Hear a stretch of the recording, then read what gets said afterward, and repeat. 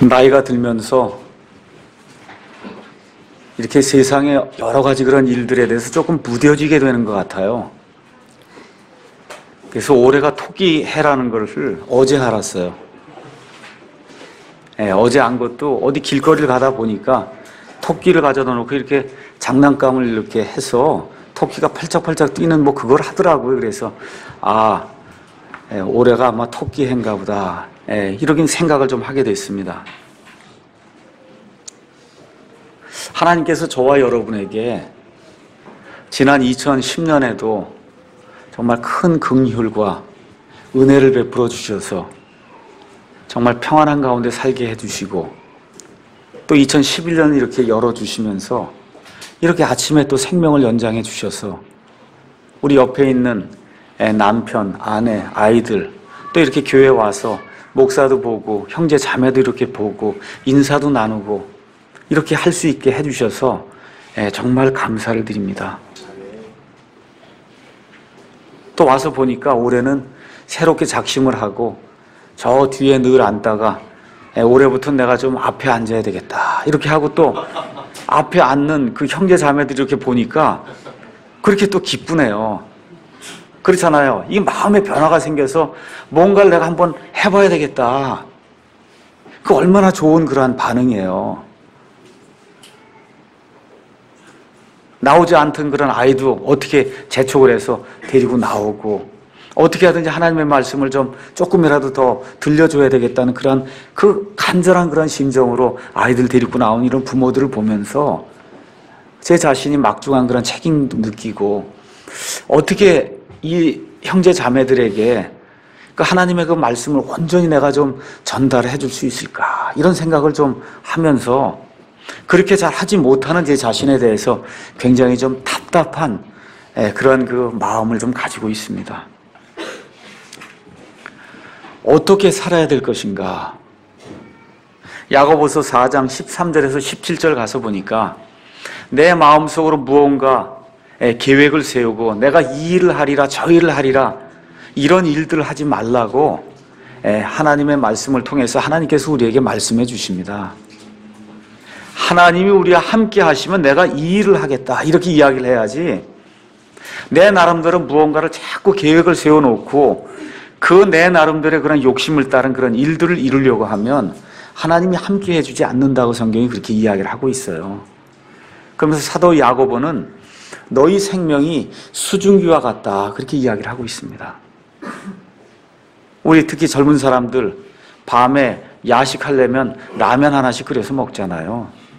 그렇죠? 라면 끓이면 김이 나오잖아요. 그게 베이퍼, 수증기예요. 그 수증기가 나오자마자 어떻게 돼요? 그냥 사라져 버리잖아요. 우리의 생명이 하나님 보실 때 그와 같다.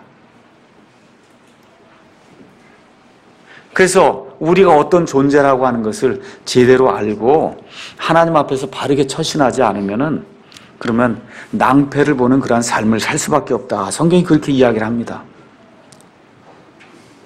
여러분 집에 개나 고양이 키우시는 분이 있을 거예요. 개나 고양이가 2011년 되니까 무슨 계획이나 어떤 목적한 걸 가지고 이렇게 앞으로 나가려고 하는 거 이런 거 보신 분이 있으세요? 있어요? 없죠?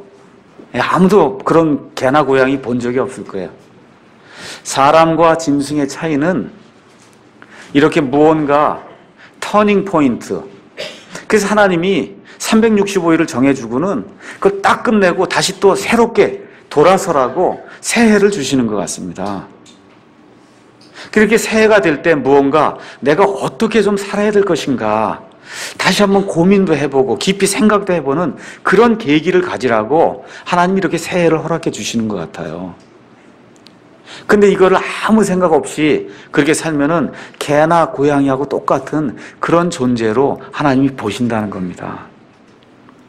그래서 오늘은 다니엘서 1장 8절에 있는 말씀을 중심으로 해서 8절에 가서 보니까 그러나 다니엘은 왕이 정해준 음식이나 왕이 마신 포도주로 자기를 더럽히지 아니하겠다고 마음속에 작정하였으므로 자기를 더럽히지 아니하려고 내 시들의 통치자에게 요청하니라 라고 하는 그런 말씀이 있어요. 그래서 이번 한 해 우리가 어떻게 살 것인가 하는 것은 우리의 마음에 달려 있습니다.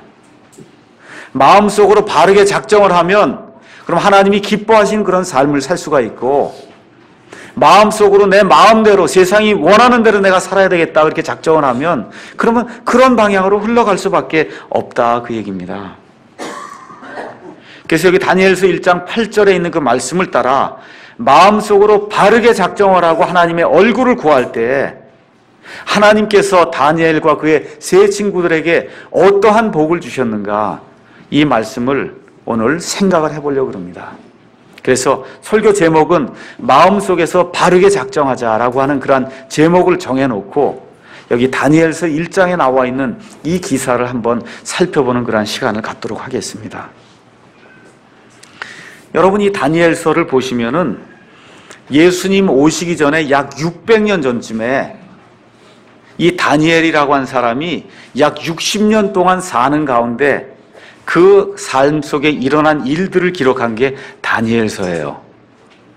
그래서 BC, 예수님 오시기 전에, Before Christ, 예수님 오시기 전에 606년경부터 시작해서 536년까지 약 60년, 70년간의 그 기간의 일이 다니엘서 여기 12장으로 기록이 되어 있습니다. 그 12장 안에, 그 안에 기록이 되어 있어요. 다니엘은 그 이름의 뜻이 뭐냐 하면 하나님은 나의 재판관이시다, 그런 뜻입니다. 여호와 하나님은 나의 재판관이시다, 이런 이름을 가진 그 유다 지방의 한 청년에게 임했던 그와 같은 일들을 통해서 우리 하나님께서 우리 삶 속에 어떻게 관여하시고 우리의 삶을 인도하시며 우리에게 축복을 내려주시는가, 하나님이 원하시는 그런 방법대로 살 때 하나님이 우리에게 어떠한 것들을 약속하시는가, 이걸 한번 생각해보는 그런 시간을 갖겠습니다. 다니엘서는 에스겔서와 마찬가지로 바빌론 포로 생활하는 그러한 그 포로 시기에 이제 기록이 됐습니다.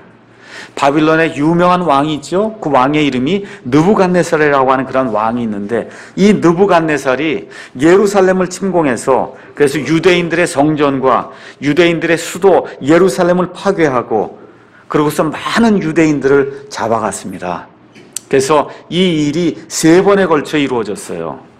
그래서 유대인들을 포로로 끌고 간 그런 일들을 하면서 첫 번째 생긴 그 일이 BC 606년경에 여기 다니엘서 1장 1절에 나와 있듯이 유다왕 여호야김의 통치 제3년에 바빌론 왕 느부갓네살이 예루살렘에 이르러 그곳을 에워쌌더라 해서 이 시기에 이 여호야김 왕을 비롯해서 많은 사람들을 포로로 이제 끌고 가는 그와 같은 일이 이제 생기게 됐는데, 바로 이때 다니엘과 여기 나와 있는 다니엘의 세 친구, 가서 보니까 이름이 하나냐, 그 다음에 미사엘, 그 다음에 아사랴라고 하는 그런 세 친구가 나오는데, 이 세 친구들이 BC 606년경에 느부갓네살 왕의 그 침공을 통해서 그래서 포로가 돼서 지금 바빌론 땅으로 끌려가는 그런 내용이 이 안에 기록이 되어 있습니다. 여러분과 제가 이 구약 성경을 읽으면서 이 이스라엘 왕국과 남쪽에 있는 유다 왕국에 임한 이런 일들을 보면서 왜 이런 악한 일들이, 나쁜 일들이 우리 삶 속에 생겼는가, 그들의 삶 속에 생겼는가, 이거를 저와 여러분이 꼭 기억을 하셔야 됩니다. 세상의 많은 사람들은 로마 제국이 멸망하고 그리스 제국이 멸망하고 거기엔 뭐 여러 가지 요소들이 있다 그렇게 이야기하는데, 우리는 이 모든 것을 하나님과 사람들 사이의 그런 관계로 보기 때문에 하나님의 그 언약의 백성과 또 언약을 맺으신 그 하나님과의 관계가 올바르지 않을 때 하나님이 참다가 도저히 그 일이 되지 않을 때 하나님께서 이와 같은 포로 생활까지 시키시면서 이스라엘 백성, 자신의 언약의 백성을 되돌리시려고 하는 그와 같은 일이 있었구나 하는 그런 사실을 우리가 생각을 해봐야 됩니다. 하나님이 제일 미워하시는 것이 우상 숭배인데, 이스라엘 백성이 가나안 땅에 들어가자마자 그 가나안 땅에 살고 있던 그 가나안 족속이 그런 행위를 따라서 엄청난 우상을 숭배하게 되고 심지어 자기 아들, 딸들을 이 우상 앞에 불속을 통과하게 해서 우상 앞에 인신제물로 가져다 바치는 그와 같은 악한 일들을 왕부터 시작해서 일반 백성에 이르기까지 그 일을 한 해, 두 해, 몇백 년 동안 하는 것을 하나님이 더 이상 용납하실 수가 없어서 결국은 이 바빌론 땅에 포로로 잡혀가도록 하나님이 그렇게 만들어 놓으셨어요. 하나님이 그 일들을 하지 못하도록 하나님의 지도자를 세워 놓으셨습니다. 그 지도자가 대원자요. 그 지도자가 제사장인데 대원자와 제사장이 하나님의 일을 제대로 선포하지 아니하고 백성을 기쁘게 하는 말, 왕을 기쁘게 하는 말, 하나님을 대적하는 그런 말을 한 이와 같은 엄청난 사악한 일들을 행할 때 그 안에 살고 있는 그 백성들이 상태가 무지하고 무지한 상태가 돼서 말 그대로 짐승과 같은 옳고 그른 것을 구분할 수 없는 그와 같은 상태에 빠지게 될 때 궁극적으로 하나님의 심판이 임한다고 하는 것을 이 구약 성경의 기록을 통해서 우리가 알 수가 있습니다. 지금 이 상황을, 유대 민족이 이와 같은 그 상황을 우리나라에 한번 적용을 한번 해봐야 될 것 같습니다. 하나님께서 일제 35년 동안의 그 식민지 통치를 하나님께서 마감해 주시고 6.25 전쟁의 그 어려움 속에서 하나님께서 이 나라를 구출해 주시고 반만년 역사를 갖고 있다고 하는 이 민족의 그 5,000년 그런 역사 중에서 가장 잘 살게 되고 정말 풍부한 그런 삶을 살 수 있도록 하나님이 지금 만들어 주셨는데 이 나라의 영적인 상태와 정치적인 상태와 그 다음에 문화적인 상태와 사람들의 사고방식의 상태가 어떤가 저와 여러분이 다시 한번 생각을 해봐야 됩니다. 과연 교회가 하나님이 원하시는 그와 같은 일들을 감당하고 있는가? 어찌하여 이 교회가 세상 사람들의 지탄이 대상이 되고 있는가? 어찌하여 목사 그러면 심지어 미국 대사관에서 비자를 제일 안 내주려고 하는 그런 부류의 목사 그 이름이 지금 들어가 있는가? 예배당을 빌려서 교회를 하려고 할 때 우리가 교회를 쓰려고 합니다 하면 예배당 하려고 이 건물을 빌려주질 않습니다.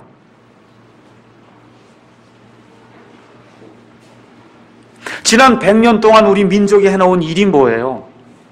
100년 동안 이 부실한 성경을 가지고 어떻게 하든지 하나님의 말씀을 좀 올바로 번역을 해서 정말 이 말씀을 제대로 좀 줘야 되겠다는 그런 마음을 가진 사람들이 지난 100년 동안 우리 교회 역사에 없었다 그 얘기입니다. 이런 가운데 영적으로 타락하고 부패한 그런 일들이 생겨서 이 교회와 세상이 구분이 되지 않는 이와 같은 그런 시점에서 우리가 살고 있어요.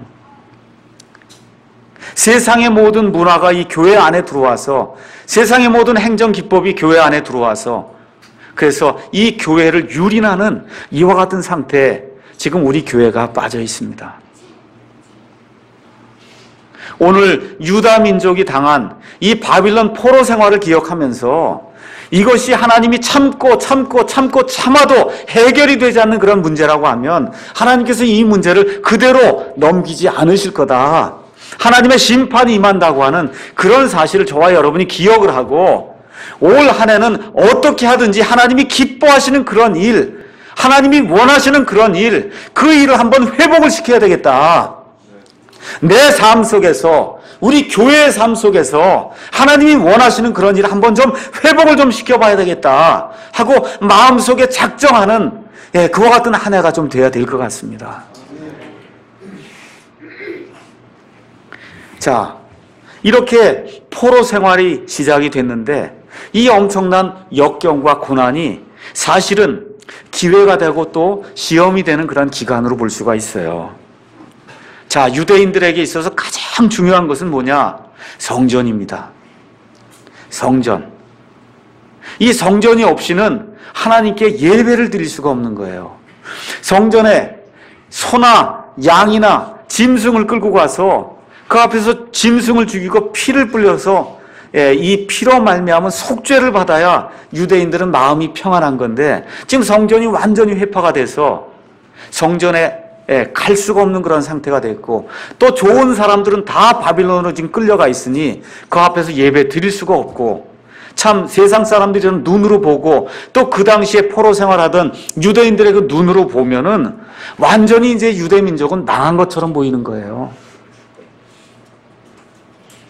우리 민족을 이렇게 살펴볼 때, 우리의 교회 형편을 살펴볼 때 이거 완전히 망한 것이 아닌가 이렇게 생각이 들 때가 한두 번이 아닙니다.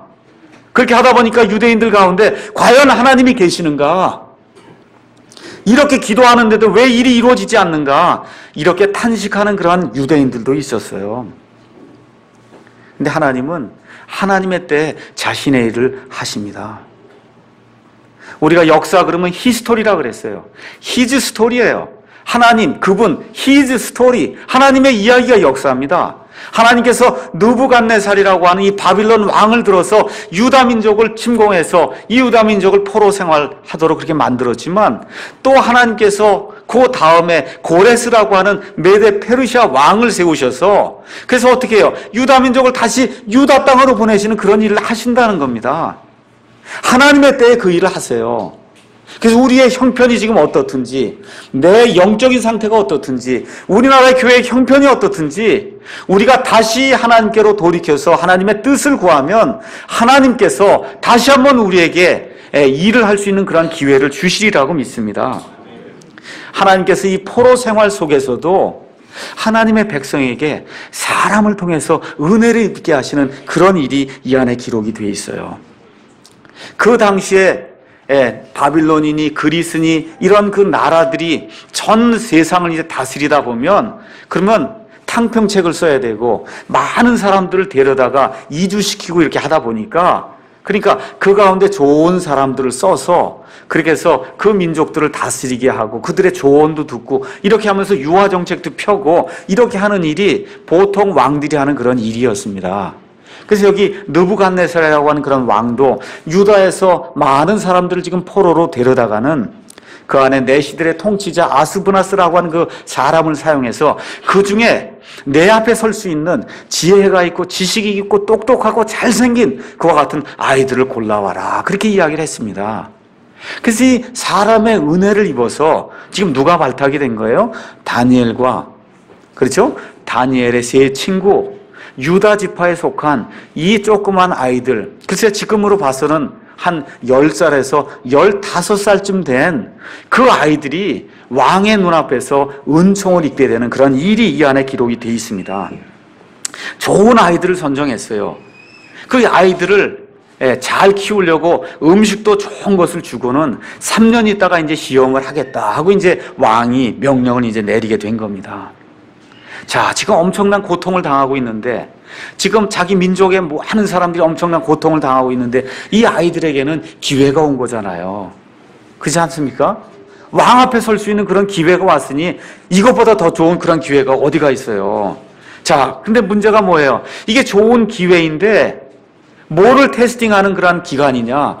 이 사람들의 내적인 마음의 상태를 테스팅하는 그러한 기회였다. 지금 우리가 그렇게 볼 수가 있습니다.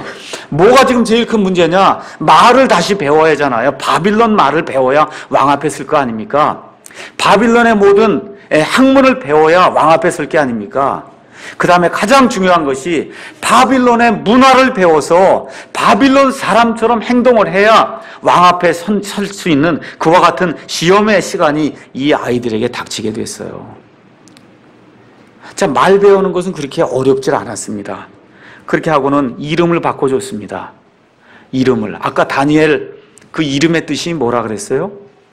하나님은 나의 재판관이시다. 근데 다니엘의 이름이 7절에 가서 보니까 뭘로 바뀝니까? 벨드사살로 바뀌죠? 벨드사살은 벨이라고 하는 건 바빌론의 신이에요. 그래서 벨드사살이라고 하는 바빌론의 신 벨이 너의 생명을 보존해 준다. 그게 다니엘의 이름이 된 거예요. 원래 다니엘의 이름은 여호와 하나님이 나의 재판관이십니다. 이런 이름이었는데 이제부터는 사람들이 와갖고 다니엘을 다니엘이라고 부르지 않고 뭘로 부릅니까? 벨드사살이라고 부르는데 그 얘기는 뭐냐? 바빌론의 신 벨이 너의 생명을 보존해 줄 것이다. 이렇게 이름을 하루에 수십 차례, 수백 차례 이제 부르는 이와 같은 상태에 이 사람들이 지금 빠져들어가게 된 겁니다. 그것까지도 참을 수가 있는데 가장 중요한 것이 뭐냐 하면 바빌론의 관습과 문화예요. 특별히 우상 숭배하는 그러한 그 문화. 이 문화를 이 유대의 아이들이 도저히 수용할 수 없는 이런 상태에 지금 빠지게 됐는데 이 아이들이 어떻게 이런 것들을 극복을 할 수 있는가, 이 내용이 이 안에 기록이 되어 있습니다. 우리 아이들 한번 저를 보세요. 우리 아이들이 지금 살고 있는 이 세상이 바로 바빌론 문화가 판을 치는 그런 세상이에요. 일단 하나님이 없다 그러잖아요. 하나님이 없다 그래요. 모든 게 그냥 저절로 생겼다 그러지 않습니까? 어제도 제 동생을 만났는데 제 동생이 특허 심사관이에요. 공학 박사를 했어요. 그러면서 얘기하는 게 글쎄 서울대학을 다니고 공학 박사를 했는데도 원숭이에서 사람이 됐다는 애들이 그렇게 많더라고 얘기를 하는 겁니다. 그러면서 그런 미친놈들이 있다 그런 얘기를 해요. 근데 세상 사람들이 다 미쳤어요 지금. 그런 세상 속에서 우리 아이들이 지금 살고 있는 거예요. 이 아이들이 지금 천진난만하고 이런 것 같아도 학교에 딱 들어가서 하면은 여기 있는 상태하고 다른 상태로 가 있을지 몰라요. 여러분 조심하셔야 돼요. 이 교회에서 행동하는 거하고 밖에 세상 나가서 행동하는 것이 완전히 다를 수 있어요. 거기 가서 그 아이들하고 바빌론 문화에 섞여서 살지 않으면 왕따를 당하기 때문에 행동하는 것, 말하는 것 이런 모든 것이 아이들하고 똑같이 이렇게 될 수밖에 없는 그러한 문화 속에 살고 있다. 동성연애 하는 것, 음란물 보는 것, 그 다음에 도덕과 예절은 저 땅바닥으로 지금 완전히 내팽개진 이와 같은 그 바빌론 문화 속에서 우리 아이들이 지금 살고 있습니다. 어른도 마찬가지예요. 우리 아이들에게 지금 이야기하지만 어른들의 그 문화, 퇴폐 문화 이런 것들이 얼마나 많습니까? 나가면 다 그거 아닙니까? 한 발자국 밖으로 세상으로 나가기만 하면 그거예요. 자, 이 아이들에게 테스팅하는 그러한 일이 생기게 됐어요. 그것은 뭐냐 하면 8절에 가서 보니까 뭘 하라는 거예요? 왕이 정해준 그런 음식, 그 다음에 또 왕이 마셨던 그 포도주, 그거를 다 배급을 해서 그래서 그것을 여기 다니엘과 그의 세 친구들이 먹으라고 하는 그와 같은 명령이 그들에게 이제 떨어지게 된 겁니다. 왕의 음식 얼마나 기름지고 좋겠어요. 근데 유대인들은 하나님이 정해주신 방법대로 소를 잡고 하나님이 정해주신 방법대로 양을 잡고 하나님이 정해주신 방법대로 야채를 삶아서 그래서 코셔 음식이라고 하나님이 만들어주신 그 방식대로 먹지 않으면 먹을 수가 없는 겁니다. 제가 여러분에게 그렇게 먹으라고 이야기하는 게 아니에요. 그 정신이 그렇다 그 얘기예요. 그런데 더더구나 이 음식을 누구에게 바쳐요 먼저? 바빌론의 신 벨에게 가져다 먼저 바치고 그 다음에 그 바친 음식을 지금 나눠주는 이와 같은 지금 상태가 돼 있고 또 포도주를 이 왕이 마시고는 그 자기가 마셨던 그런 그 포도주 병에서 따라서 아이들에게 나눠주는 이와 같은 일이 이 아이들에게 지금 떨어지게 된 거예요. 우리 아이들 세상에 나가면은 당장 접하는 게 술 먹는 거, 담배 피는 거, 또 이거 한 걸음 더 나아가면 마약하는 거, 음란한 것 같은 일들을 하는 거, 이게 지금 세상 모든 바빌론 문화의 특징이에요. 그런데 여기 가서 보니까 8절에 우리 다 같이 한번 읽어보겠습니다. 그러나 다니엘은 왕이 정해준 음식이나 왕이 마신 포도주로 자기를 더럽히지 아니하겠다고 마음속에 작정하였으므로 자기를 더럽히지 아니하려고 내 시대의 통치자에게 요청하니라. 이렇게 되어 있습니다. 여기 다니엘과 그의 세 친구들뿐만 아니라 여기 앉아있는 우리 아이들뿐만 아니라 여기 있는 모든 어른들 또 인터넷을 통해서 보는 모든 분들 앞에 지금 이 세상 문화에 굴복할 것이냐 아니면 세상 문화를 이기고 그걸 극복하고 앞으로 나아갈 것이냐 이와 같은 그런 시험이 우리 앞에 지금 놓여 있다 그 얘기입니다. 세상의 그 외부의 압력에 내가 동화가 돼서 세상 사람들하고 똑같이 살 것인가? 아니면은 내가 이 하나님의 말씀을 따라 살면서 손해를 당하고 사람들에게서 왕따를 당한 한이 있더라도 정말 하나님이 기뻐하시는 그런 방향으로 내 자신을 정결하게 갖고 와야 되겠다. 이렇게 여러분이 어떻게 생각하느냐에 따라서, 마음속으로 어떻게 생각하느냐에 따라서 하나님이 여러분 삶 속에서 간섭하시는 그런 내용이 달라진다 그 얘기입니다. 그래서 우리 그리스도인은 세상에 굴복되는 그런 사람이 아니라 세상을 변화시키는 그런 사람이 돼야 된다고 성경이 이야기하는 겁니다.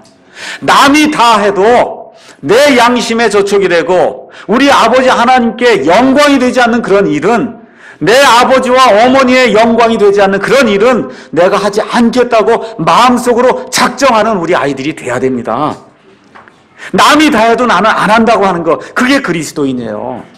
그게 하나님을 두려워하는 사람들에게 나타나는 징조다. 성경이 그렇게 이야기하는 겁니다. 그래서 이 모든 일이 어디에서 일어나느냐? 마음속에서 일어난다는 거예요. 마음속에서. 그래서 잠언 4장 23절에 부지런히 열심을 다해서 내 마음을 지키라는 겁니다. 인생의 원천들이, 인생의 모든 문제들이 그 마음속에서 나오기 때문에 부지런히 열심을 다해서 내 마음을 지키라고 잠언 기자가 우리에게 이야기해 주고 있어요. 예레미야 17장 9절 10절 가서 보니까 마음은 모든 것보다 악한데 어느 정도로 악하냐? 데스퍼리틀리라고 하는 그런 단어를 썼어요. 극도로 악하다는 거예요. 극도로. 그래서 사람이 자기 마음을 알 수가 없다 그렇게 이야기합니다. 그래서 마음을 잘 가다듬고 정말 내가 하나님 앞에 하나님이 기뻐하시는 그런 사람으로 내가 설 수 있을까 한번 곰곰이 생각을 하면서 내 자신을 제어하게 될 때 하나님이 그때 함께해 주신다는 거예요. 그래서 하나님을 사랑하고 하나님을 신뢰하고 하나님께 순종하려고 하는 그런 부드러운 마음을 갖게 될 때 우리 하나님께서 지금 처해 있는 그런 상황이 무엇인지 상관이 없이 우리 하나님께서 불쌍히 여기시고 은혜를 베풀어 주시고 긍휼을 베풀어 주실 때 저와 여러분의 삶이 2011년 그 한 해 동안의 삶이 예수님 안에서 형통할 수 있다. 그렇게 제가 말씀드릴 수 있습니다. 이렇게 마음속에 작정을 하니까 어떤 일이 발생해요? 하나님이 사람들을 통해서 은혜를 입게 하는 그런 아름다운 일이 발생을 한다 그 얘기입니다. 어떻게 다니엘이 가서 그 친구들이 가서 뭘 얘기해요? 저희에게 포도주 주지 마시고 음식 이런 거 주지 마시고 콩하고 물만 주십시오. 열흘 동안 저희를 테스팅해보고 테스팅이 끝난 다음에 우리 얼굴하고 왕이 준 음식을 먹은 그 아이들의 얼굴하고 한번 비교를 해보셔서 만일에 우리 얼굴이 더 나쁘면은 그러면 그것대로 제가 따르겠습니다 하고 지금 제안을 하는데 다른 데 같으면 이런 제안이 먹히겠어요? 먹히지 않잖아요. 근데 뭐가 있었어요? 마음속에 하나님을 두려워하고 하나님의 얼굴을 구하면 하나님이 우리와 함께 하실 수 있다. 이와 같은 그런 마음을 가지고 하나님 앞에 내어놓을 때 사람들이 은혜를 입혀주는 이와 같은 일이 발생한다 하는 그런 사실이 이 안에 기록이 되어 있어요. 내 시대의 통치자가 세운 멜살이라고 하는 사람이 마음이 바뀌어서 그래 그럼 내가 한번 열흘 동안 너희를 테스팅 해보겠다 하고 열흘 동안 콩을 주고 물을 주고 해서 이 아이들의 얼굴을 살펴봤더니 그 아이들의 얼굴이 왕이 준 그런 음식과 왕이 준 그런 포도주를 먹은 그런 아이들의 얼굴보다 더 빛나고 더 윤기가 난 것을 보고는 그래 너희들에게는 이제부터 콩을 주고 물을 주고 왕이 내린 그런 음식을 먹지 않도록 그렇게 내가 허락을 해주겠다는 이와 같은 은혜를 입게 하는 그런 일이 이 성경 안에 기록되어 있지 않습니까? 하나님의 얼굴을 구합시다. 올 한 해는 하나님의 얼굴, 아버지 하나님께서 내게 긍휼을 주셔야, 하나님께서 내게 은혜를 주셔야 제가 살 수 있습니다. 이 세상에 내 앞에 지금 놓여있는 이 일이 내가 감당하기에는 너무나 커서 감당할 수가 없습니다. 하나님, 제게 은혜를 베풀어 주십시오. 사람들에게 호의를 입을 수 있도록 하나님께서 은혜를 베풀어 주시기 바랍니다. 하고 내 자신을 내어놓고 하나님을 두려워하는 가운데 하나님께 내 사정을 아뢰을 때 하나님께서 이 내 시대의 통치자와 또 내 시대의 통치자가 세운 이 멜살이라고 하는 이런 사람을 통해서 정말 어떻게 바빌론 사람, 하나님을 전혀 모르는 그런 사람들을 통해서도 하나님이 은혜를 입게 하시는 그런 일이 발생할 줄로 믿습니다. 근데 이 아이들이 어떻게 행동해요? 과격하게 행동합니까? 안 그렇죠? 어떻게 행동해요? 신사적으로. 그렇잖아요. 예의를 갖추어서 행동하잖아요. 2011년도에 우리가 하나님의 얼굴을 구하면서도 사람들 앞에 신사적으로, 귀족적으로, 멋있게, 정직하게 그런 신실한 사람으로 우리가 드러나서 그 일들을 처리해야지. 내가 하나님의 일을 한다고 하면서 큰소리치고 난동을 피우고 이렇게 하는 것에는 하나님이 함께 할 수가 없다는 겁니다. 이 아이들이 얼마나 신사적으로 해요. 그렇잖아요. 귀티가 나게 하잖아요. 이런 일이 우리 아이들 가운데도 있어야 돼요. 하나님의 얼굴을 구하면서도 세상 사람들에게도 호의를 받을 수 있는 이와 같은 그러한 자세로 임하게 될 때 하나님의 기뻐하심이 이 아이들 머리 위에 임한 겁니다. 여러분 2011년에 우리에게 문제가 옵니까 안 옵니까? 옵니까 안 옵니까? 옵니다. 문제가 반드시 와요. 2010년도에 그 문제를 지금도 가지고 있어요. 반드시 문제가 오게 돼 있어요. 근데 꼭 기억해야 될 것이 있습니다. 그것이 뭐냐 하면 어떻게 이 문제를 빠져나갈까 이것만 생각을 하면 그럼 개나 짐승과 같은 그런 수준의 사람이 되고 만다 그 얘기예요. 이런 문제가 왔을 때 이 문제를 통해서 내가 무엇을 얻을 수 있을까? 어떤 교훈을 얻을 수 있을까? 하나님께 얼마나 더 가까이 갈 수 있을까? 이거를 깨닫는 그런 사람이 돼야 그래야 그 문제가 단순한 그런 문제가 아니라 하나님 나를 단련시켜서 나를 한 걸음 더 앞으로 나갈 수 있도록 그렇게 만들어주는 그런 디딤돌이 된다는 겁니다. 그래서 이 문제를 디딤돌로 여기고 한 걸음 한 걸음 더 하나님께로 나아갈 수 있는 그런 계기로 우리가 삼아야지 어떻게 하면 이 문제를 빠져나갈까 이것만 생각하면 그러면 소망이 없어요. 그래서 4가지 기도 제목을 한번 생각해 보세요. 4가지.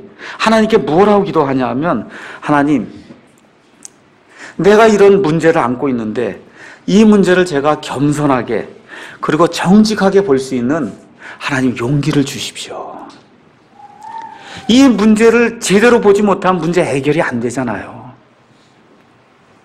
내 자신의 문제를 정직하게 볼 수 있도록 하나님 제게 용기를 주십시오.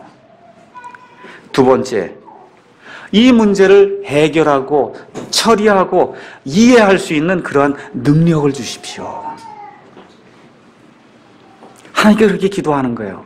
문제를 바로 보고 이거를 해결할 수 있는 그런 능력을 달라고 기도하는 겁니다. 지혜를 달라고 기도하는 거예요.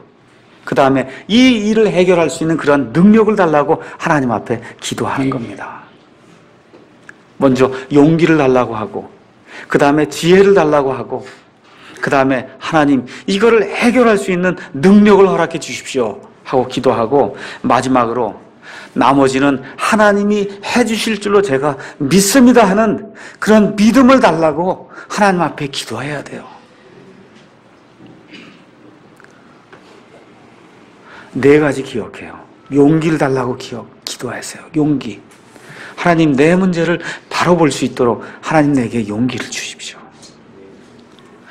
하나님 이걸 제대로 이해할 수 있도록 지혜를 주십시오. 이거를 해결할 수 있도록 능력을 주십시오. 그리고 나머지는 하나님께서 내게 가장 선하게 이루어 주실 줄로 믿는다고 하는 그와 같은 믿음을 제게 허락해 주십시오.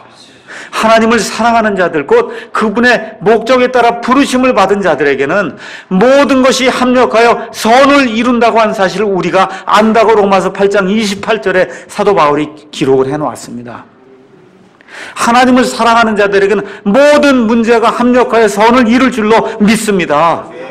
그것을 우리가 안다고 사도 바울이 기록을 해놓고 있습니다.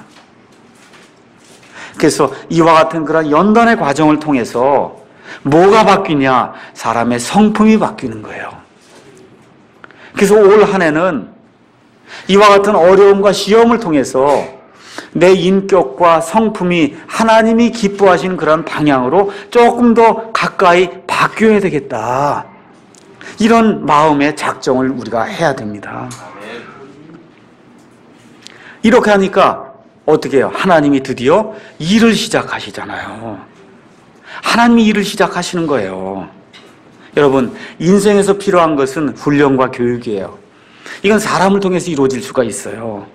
근데 하나님의 일은 훈련과 교육만을 통해서는 이루어지지 않습니다. 하나님의 은혜의 선물과 하나님의 도움이 있어야지 그 일이 가능해요. 이게 세상 거는 세상의 교육과 훈련을 통해서 이루어질 수 있어요. 배움을 통해서 이루어질 수 있어요. 근데 하나님의 일은 단순히 그런 훈련과 교육을 통해서 이루어지지 않아요. 뭐가 같이 해야 되냐? 하나님의 손이 같이 해줘야 된다, 그 얘기예요. 하나님의 손이 같이 해줘야 그 사람의 삶이 하나님이 기뻐하는 그런 삶으로 바뀔 수 있다, 그 얘기입니다. 하나님의 도움의 손길이 우리에게 간절히 필요한 그런 때입니다. 그러니까 하나님 안에서 마음을 이렇게 작정하고 하나님이 원하시는 대로 내가 한번 살아보겠습니다 하게 될 때 하나님이 사람들에게 은혜를 입혀주시고, 그 다음에 지금 나오는 게 20절 가서 보니까 나중에 왕이 이 아이들 다 데려다가 테스팅을 해봤는데 다니엘과 그의 세 친구만큼 모든 지혜가 뛰어난 그런 사람들이 없었는데 20절에 가서 보니까 이 아이들이 다른 모든 사람들보다 몇 배나 뛰어났다 그랬어요. 몇 배나 뛰어났다 그래요? 10배나 뛰어났다는 거예요. 세상의 지식과 지혜를 깨닫는 데 있어서도 하나님의 손길이 함께 해주니까 이 아이들이 10배나 뛰어난 그와 같은 일들을 할 수 있는 훌륭한 지도자가 됐다. 성경이 지금 그렇게 이야기를 하는 겁니다. 아이들 다시 한번 잘 들어요. 세상의 공부도 하나님을 두려워할 때, 하나님이 함께 해줄 때 공부가 되는 거예요. 어른들도 드셔야 돼요. 하나님께서 함께 해주셔야 저와 여러분의 경제적인 생활에 윤택함이 있게 됩니다. 몇 배나 있게 돼요? 10배 이상이 된다. 성경이 지금 그렇게 이야기해 주는 겁니다. 믿습니까, 여러분? 예. 여러분과 저의 가정 생활에 풍성함이 다른 가정보다 10배 이상이 되는 그런 복이 하나님의 손길이 함께 하시면 가능하다고 지금 여기 성경이 이야기하는 겁니다. 이것이 예수 믿는 사람들이 정말 은혜의 왕좌 앞에 예수님의 피에 공로를 힘입어서 앞에 나가서 부르짖을 때 하나님께서 우리에게 주시겠다고 약속해 놓으신 그와 같은 말씀이 아닙니까? 다시 한번 말씀드리지만 세상이라도 부지런한 그런 모습을 보여야 돼요. 예수 믿는다고 하는데 게으르고 예수 믿는다고 하는데 일을 잘 못하고 하면 안 됩니다. 예수 믿는 사람들이 더 일을 열심히 하고 하나님의 도우심을 받아서 10배 이상으로 지혜롭게 10배 이상으로 재물 받을 그런 능력을 발휘할 수 있는, 그래서 하나님이 기뻐하시는 그런 일에 내가 마음껏 내 자신을 내어드릴 수 있는 그런 사람이 돼야 되겠다고 하나님 앞에 작정을 하게 될 때 하나님이 여기 기록해 놓은 대로 우리에게 이루어 주실 줄로 믿습니다. 이 모세는 이집트의 지혜와 과학에 능통한 사람이었다. 성경이 그렇게 이야기합니다. 사도 바울이 성경에 많은 말씀을 기록했어요. 왜 그게 가능해요? 사도 바울만큼 그리스 말과 시와 문학에 대해서 많이 알던 그런 사람이 없었어요. 세상 공부를 많이 했다, 그 얘기입니다. 그래서 세상의 일에서도 뛰어나게 여러분이 행하게 될 때 하나님께서 그런 일들을 통해서, 여러분의 사업을 통해서, 여러분의 학업을 통해서, 여러분의 직장을 통해서 하나님께서 영광받는 그와 같은 일이 생긴다, 그 얘기입니다. 그렇게 돼서 10배와 같은 지혜를 얻었을 뿐만 아니라 21절에 가서 보니까 다니엘은 고레스 왕의 제1년까지 계속해서 있었더라, 이렇게 기록이 돼 있어요. 이 이야기는 무슨 얘기냐 하면 다니엘이 잡혀와서부터 고레스 왕이 1년까지 그 기간이 약 60년, 65년이 된다는 거예요. 그 전에 나이가 15 됐으니까 적어도 나이가 80세, 85세, 심지어 90세까지 사는 장수의 복을 누리게 됐다. 성경이 그렇게 이야기하는 겁니다. 여러분, 항생제 없이 사실 수 있어요? 지금 저와 여러분이 항생제가 있으니까 지금 70, 80 사는 거예요. 이 당시에 지금부터 2500년 전에 항생제 있습니까? 없습니까? 이런 거 없는 가운데 지금 90을 살았단 말이에요. 뭐예요? 하나님의 은혜 아니에요. 그게 하나님의 은혜 아닙니까? 오래 사는 게 복이라고 제가 말씀드리는 것이 아니에요. 이 다니엘의 이런 기사를 통해서 하나님이 지혜도 주시고 또 어떤 일도 해주시냐, 하나님의 일을 마땅히 감당할 수 있는 그런 능력을 허락해 주셔서 이 60년 동안 여러 왕들을 섬기면서 세상의 모든 왕국이 어떻게 변하는가를 하나님이 알려주실 때 이 다니엘이 12장에 걸쳐서 세상의 모든 역사를 미리 초감해보는 그와 같은 일 안에 기록해 놓지 않았습니까? 이스라엘 백성이 다시 포로 생활에서 다시 되돌아가는 것을 기록해 놓지 않았습니까? 다니엘서 12장에 가서 보면 하나님의 뜻대로 생명을 구하는 그런 자들을 하나님께서 다시 한번 부활시킨다고 하는 그런 부활의 신앙을 이 안에 기록해 놓지 않았습니까? 하나님의 일을 감당하고 세상의 지혜에도 뛰어나고 많은 명예도 얻고 물질도 얻고 또 장수하는 그런 복까지 얻는 그런 아름다운 일이 이 다니엘의 삶 속에 어떻게 이루어졌느냐? 어떻게 이루어졌어요?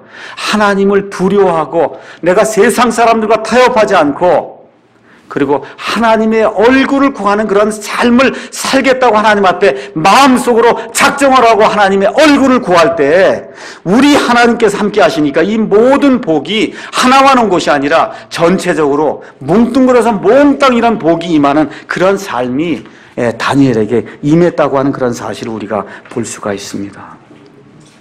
우리 삶 속에 많은 요소가 있어요. 교육도 받아야 돼요. 직장도 얻어야 됩니다. 결혼도 해야 돼요. 재물도 얻어야 됩니다. 아이들도 낳아야 돼요. 교회도 섬겨야 됩니다. 여러 가지 해야 될 일이 있습니다. 또 나이가 들면 노후 걱정도 해야 됩니다. 이런 모든 것 가운데서 올 한 해는 특별히 2011년에는 내가 마음속으로 작정을 하고 하나님이 기뻐하시는 그런 일을 내가 한번 해봐야 되겠다. 이렇게 할 때 여기 다니엘에게 임했던 하나님의 그 은혜의 선물이 저와 여러분의 삶 속에도 동일하게 임할 줄로 그렇게 믿습니다. 특별히 2011년에는 킹제임스 성경 반포 400주년이 돼서 5월 2일은 대단히 중요한 그런 날이에요. 이 일을 하기 위해서는 특별히 우리에게 재정이 필요해요. 기도가 필요합니다. 염려하는 그런 일들이 필요해요. 하나님의 얼굴을 구하는 그런 일이 필요합니다. 어떻게 하든지 하나님의 말씀이 흥황하게 이 땅에서 퍼져나갈 수 있도록 저와 여러분이 하나님을 위해서 이런 일들을 구할 때 하나님께서 그 일들을 이루어 주실 줄로 믿습니다. 결론 말씀드리겠어요. 두 가지 길이 있어요. 세상을 변화시키는 길이 있고 세상에 굴복되는 길이 있습니다. 여러분 2011년도에 어떤 삶을 살기를 원하세요? 세상에 굴복되는 삶을 살기 원하십니까? 아니면 세상을 점프해서 이기는, 세상을 변화시키는 그런 삶을 살기 원하십니까? 세상을 변화시키는 그런 삶을 살려면 마음속에 하나님을 두려워하고 하나님의 얼굴을 구해야 되겠다는 그러한 마음속에 작정이 있어야 된다. 이런 작정이 있을 때 하나님의 은혜의 손길이 우리 안에 임하게 되면 사람을 통해서 은혜를 입게 하시고 지혜를 주시고 재물 얻을 능력을 허락해 주시고 지위를 주시고 명예를 주시고 심지어 장수하는 복까지 하나님께서 우리에게 충만하게 내려주실 줄로 확신합니다. 기도하겠습니다.